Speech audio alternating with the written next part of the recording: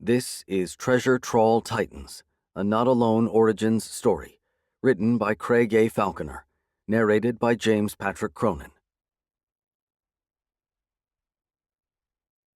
Toplitz.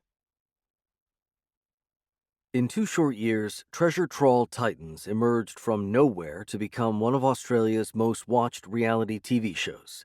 Its stars were the staff of a company that lent the show its name, and their quests for lost treasure had taken them all around the world in 2 hugely successful seasons. They were fairly well known in other countries too, particularly New Zealand and the UK, and some of the locations the team were scouting for their upcoming 3rd season were being considered for their potential ability to open doors into new markets. The United States and its voracious viewing public was the ultimate prize, of course, but the team also had high hopes for Western Europe. It was this latter goal that led them to consider the Alpine Lake Toplitz. Austria seemed like as good a place as any for an Australian TV show to expand its reach, one of the team joked to the others, and the more they researched Toplitz, the more it came to seem like an obvious and exciting choice. The company's founder and star of the show, Grant Pittman, could hardly believe Toplitz had escaped his attention for so long. The legends surrounding it were absolutely perfect for his show, covering everything from secret Nazi gold to counterfeit British currency that was supposedly dumped en masse when an inflationary economic warfare scheme was abandoned before it got going. Some quick research even revealed strong rumors that a team backed by the Israeli government was in the process of preparing for its own dive to recover the illicit gold that was beginning to seem like more than a hollow myth. Even before the rest of the long list was narrowed down, Pittman informed his team that Toplitz was a certainty for the next series and would probably be the location of its first episode. As usual, all initial discussions about potential locations occurred only between Pittman and his colleagues. The network always had their own ideas, but the time to factor them in was once the people who would be doing the traveling and doing the diving had their voices heard. He then took it upon himself to directly reach out to the appropriate local officials to make sure there weren't any insurmountable legal obstacles to diving in the lake. Some prospective sites had in the past fallen off the list at this stage due to reasons varying from obstinate private landowners to localized environmental protection measures. The work of narrowing down the rest of the Season 3 long list continued while Pittman awaited a reply from the Austrian authorities, all while accolades poured in following the airing of Season 2's final episode. The whole thing was a dream come true, really, with Pittman being paid handsomely to do diving work and engage in treasure-hunting escapades most people would have paid good money to take part in. The TV show hadn't been his idea and was instead suggested by a talent agent who spotted a video Pittman uploaded from a dive off the Gold Coast. In the shape of Grant Pittman, a photogenic diver with an interest in lost treasure rather than any kind of trained archaeologist, the agent spotted a perfect opportunity to mix 3 previously diverse but well-established audiences. Those who loved man versus nature reality shows about fishing boats and oil tankers, those who loved reality shows about lost treasure, and a younger demographic who were endlessly willing to watch any reality shows that featured attractive people in attractive locations. Pittman looked younger than his 30 years and played along with his agent's requests to act younger on screen, too, which was a desire the commissioning network firmly shared. Everything had fallen into place exactly as the experts predicted, but Pittman never took an ounce of it for granted and always made sure his off-camera production team and his direct colleagues got their share of the rewards their collective efforts accrued. Every award acceptance speech Pittman made referenced his colleagues as well as his wife and son, without whom he knew he wouldn't be where he was. No word came back regarding his Austrian inquiry for a full week, and when it did, it came from a very unexpected source, a man identifying himself only as Mr. Kloster and writing not from Austria but from the United States. In his short letter, Mr. Kloster warned Pittman he had good reason to believe that Lake Toplitz contained volatile material that would turn any kind of dive into a death wish. Pittman immediately shared the odd correspondence with his colleagues, none of whom put much weight in it. "Cheeky fucker, probably wants the gold for himself," one of his fellow divers suggested. "And Kloster," Another chimed in. Sounds pretty damn Austrian to me, mate. I'll bet those American postage marks are bullshit, and Bruce is right. He just doesn't want us rooting around down there because our equipment blows everything else out of the water. No pun intended. Pittman nodded. Yeah, I mean, no one is going in the water until we've scanned it with the bots to make sure there ain't anything volatile, and after that, I'll be first in, like always. But this Kloster guy has to have a contact in the Austrian authorities, because they're the only people I contacted about this. Even the bloody network doesn't know yet. So I don't know, guys. This ain't gonna stop us, but if the authorities don't want us to dive, they're probably gonna throw up another obstacle that will. I guess we just have to hope this Kloster guy is a mole in the authorities, but doesn't have any real influence, you know? Either way, I'm gonna write back to this address he's given in Texas and tell him where to stick his damn warning. Everyone agreed with Pittman's words and choice of action, leaving him to it. In the 2 weeks that followed, the Austrian authorities and Australian TV network both approved Pittman's requests to conduct a respectful search at Lake Toplitz for the first episode of his show's third season. A shooting schedule was put in place for the team to travel to Austria a few months later, but the trip would never take place. The mysterious Mr. Kloster's first warning was easy enough for Grant Pittman to dismiss. His last, however, would be an altogether different kettle of fish. Patch.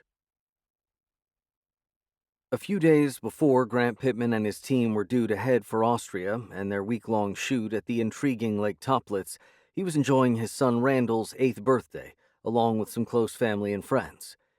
It was a day of happiness and fun, until it wasn't.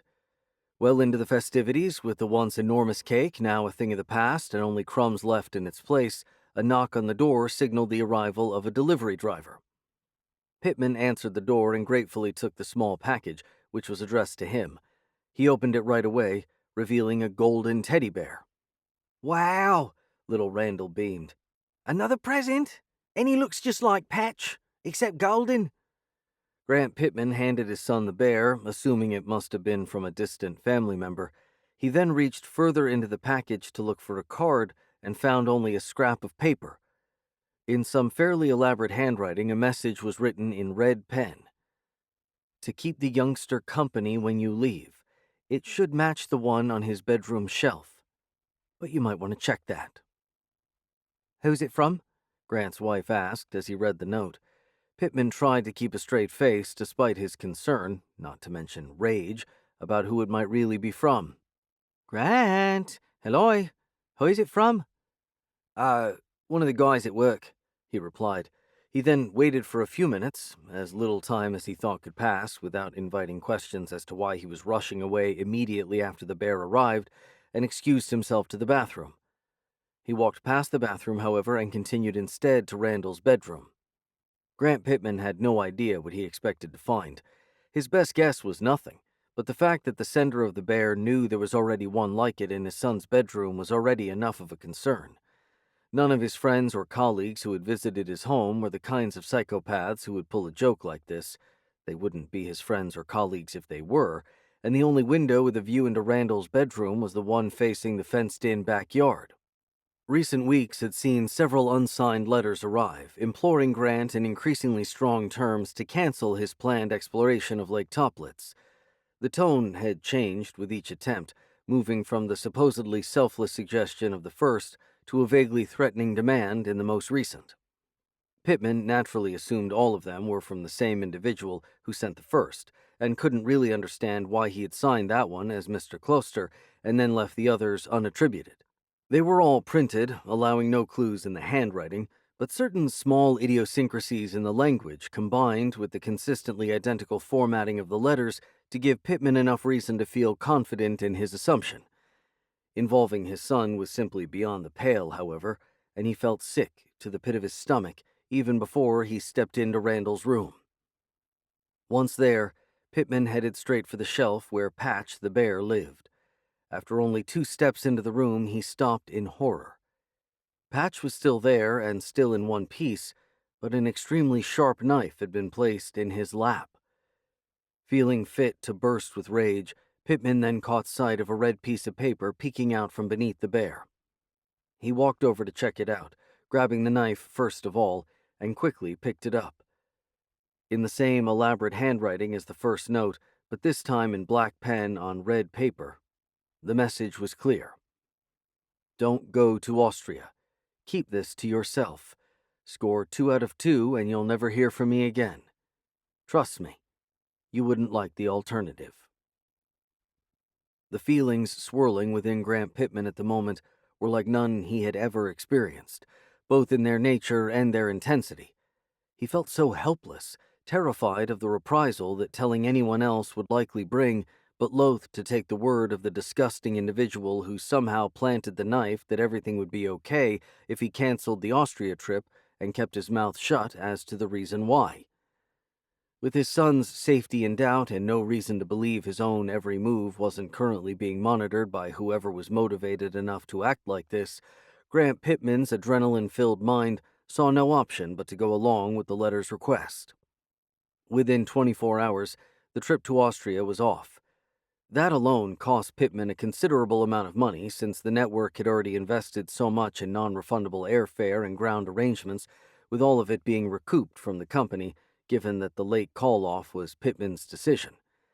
His colleagues were understandably confused, as was his wife, but Pittman always said just enough to give plausible reason for new safety concerns and never too much to risk the ire of the unseen individual responsible for the threats. For years to come, Pittman lived with one eye scanning his peripherals to make sure no one suspicious was around. His treasure Trawl Titans show continued to thrive and successfully conquered new markets, but he could never fully enjoy it. His son's 8th birthday was a defining moment in Pittman's life for all of the wrong reasons, after which it seemed like nothing would ever be the same. Another 8 years later, however, a remarkable incident in Colorado Springs would finally bring Grant Pittman some closure. Closure. Randall Pittman was 16 years old by the time his father got some context on the threat that had been made against him 8 years earlier, and Patch the Bear was long gone from the boy's bedroom shelf. That bedroom was in a different house, too, with Grant having opted to move his family to a gated community with much better security shortly after the scare with the planted knife. Grant and his wife were sitting at their dining table when Randall excitedly burst into the room to share some breaking news about a supposed alien cover-up that had just come to light in the United States. The couple naturally rushed to the TV. This wasn't everyday news, and that was where Grant Pittman heard the name he had been trying to push out of his mind every day for the past 8 years. Gloucester. Only seconds after the Australian news anchor mentioned Gloucester's name, however, which he did while showing a scan of a letter that had apparently been sent by an Argentine government official, Pittman felt his jaw drop to the floor at what came next. "And here we have another letter addressed to Mr. Gloucester," the anchorman continued. "But this one is from our very own Treasure Trawl Titans. Remember them? Grant Pittman and the gang? I guess we'll be waiting a while to find out if these official government letters are legitimate, but hopefully Grant or one of his old buddies will come forward before long to give us some kind of hint if this is all someone's idea of a joke, or if it might really be the real thing." For the next 15 minutes, Grant Pittman listened to every word of the news reaction to what was being termed the IDA leak while browsing through the primary documents on his phone at the same time. He told his wife and oldest son that the letter from his company was legitimate and that he had personally sent it. His younger son, Neal, was playing in front of the house with one of the neighbor kids, visible through the window, and Grant was keen to let the boy have as many more minutes of normality as he could. The presence of his letter at the heart of this blockbuster global news story left Grant in little doubt that normality would be in short supply for the immediate future at least, but he made a conscious effort to resist the temptation to fall into negative assumptions that this would all end up being as disruptive for his family as he first feared. A number of explosive documents had evidently been leaked, and Grant felt sure some of them were bound to be a whole lot more interesting to the general public than the fact one of the letters came from a roundly forgotten reality TV star of yesteryear. Seeing the defiant letter he'd sent to Gloucester after the mystery man's first warning against exploring Lake Toplitz all these years ago brought all kinds of odd sensations Pittman's way, but perusing the rest of the documents left him truly stunned. The broad context of the developing story was that an anonymous American had posted the documents online right after they were supposedly stolen from a safe at Richard Walker's IDA. But what hit Grant harder than anything was a small handwritten note containing another word he hadn't spoken for a long time. Toplitz. The Austrian lake he had been so gruesomely dissuaded from visiting was now all of a sudden on everyone's mind, thanks to what the recently leaked document said about it. The alien craft at Toplitz was sunk and destroyed, the note began, explaining in 9 words why he had been terrorized like he had.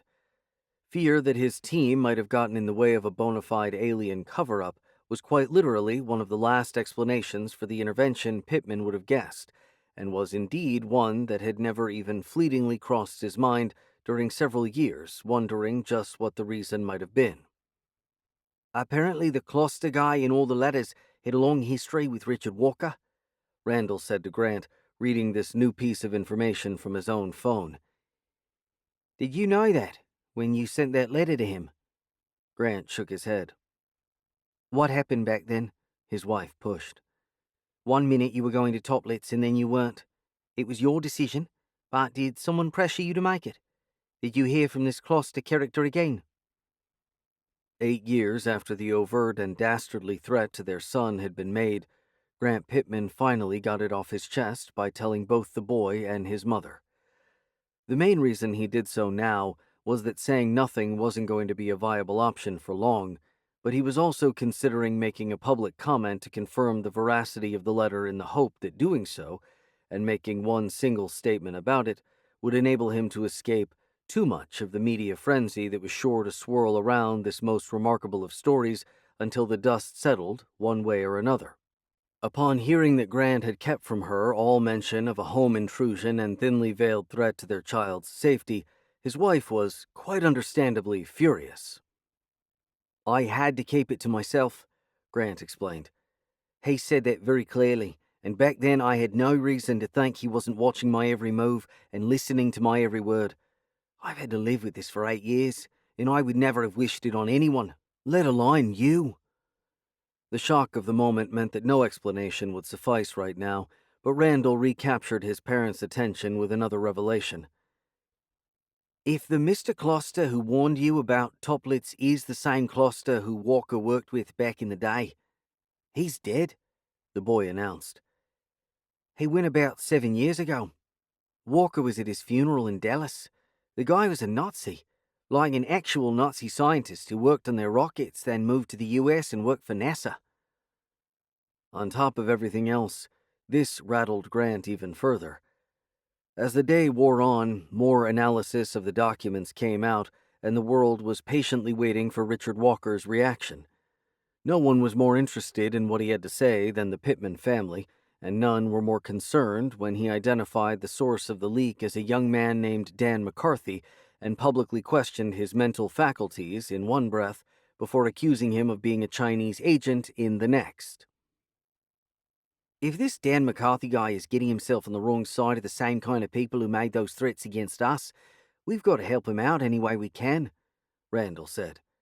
He looked straight at his father. Right? What could we even do? His mother asked. Randall stayed focused on his father. Tell the rest of the team, Grant began. Then talk to our lawyers and probably the police too. And lastly, do the only thing that's left to do. Which is, she pushed. As he received several preemptive nods of support from the brave and selfless son who he had kept everything quiet to protect, Grant couldn't help but smile slightly. Well, I guess we tell the world that letter is real and give Richard Walker some second thoughts about where he can stick his damn denials. Let's do it, Randall said. Let's knock Walker down a peg or two. The cat is out of the bag now, so the only real question is whether the full truth comes out before anything happens to McCarthy. He's right, honey, Grant said to his wife. I know I should have told you about the threat back then, but I couldn't. Now, though, we can tell everyone, and we can help this kid while he's still there to be helped. And with something like this, I think can means should. Swallowing away any doubts she had, and aided by the first image of Dan McCarthy on TV, which showed a straightforward-looking young man who she expected might well need all the help he could get, she nodded her assent. Okay, let's help him. Thank you for listening to Trawl Titans, a Not Alone Origins story, written by Craig A. Falconer, narrated by James Patrick Cronin, a member of SAG-AFTRA. Produced by Blue Nose Audio. Production coordination by Candace Lawrence. Post-production by Michael Straza. Copyright 2021 by Craig A. Falconer. All rights reserved.